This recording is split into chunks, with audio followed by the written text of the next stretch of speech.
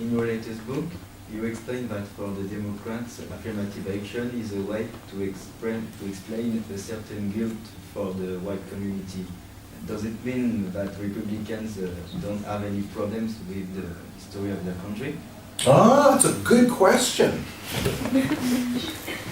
And the answer is a really good question. The answer to your question is that unfortunately, many Republicans, not all, but many, most, are very complacent about the history of the United States. Many Republicans view the United States as being always right. Many people in the Republican Party in particular view the United States as a country that is always virtuous, always right, always better than every other country. In fact, many Republican critics of the current president of the United States, Barack Obama, are angry at the current president of the United States because they're critical of him. They're angry with him because he does not, in their view, praise the United States enough. There's a term in America called American exceptionalism. And the Republican Party thinks that American exceptionalism is a good thing. And what they mean by American exceptionalism, it's the doctrine which says that America is an exceptional country. America is God's country.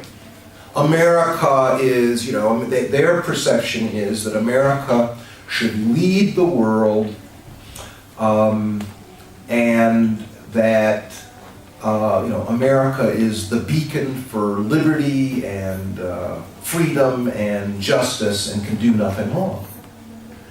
I think that that's profoundly mistaken. I think that the United States of America has done many good things. I think that it has contributed many good things to the world. On the other hand, the United States, the history of the United States is a history that is soaked in all sorts of injustices. You ask the question, the United States is a huge country, right?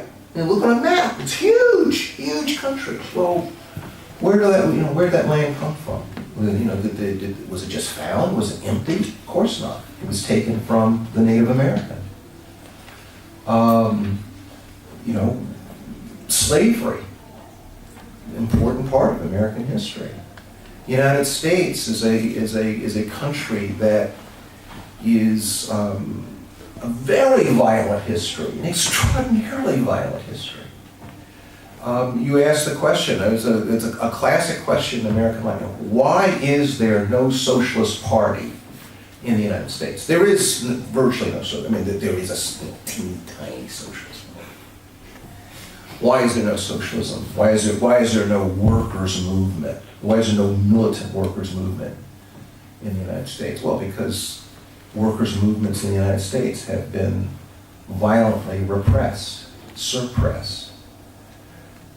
During World War I, the leader of the Socialist Party, Victor Eugene Debs, was put in prison because he voiced objections to the United States being in World War I. He was put in prison. He ran for president actually while he was in prison. He got a couple million votes.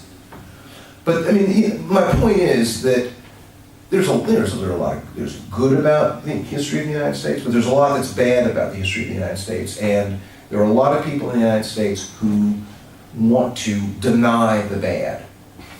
And as a political party, this denial is most prevalent, it's strongest in the Republican Party. And in my view, that's a very bad thing.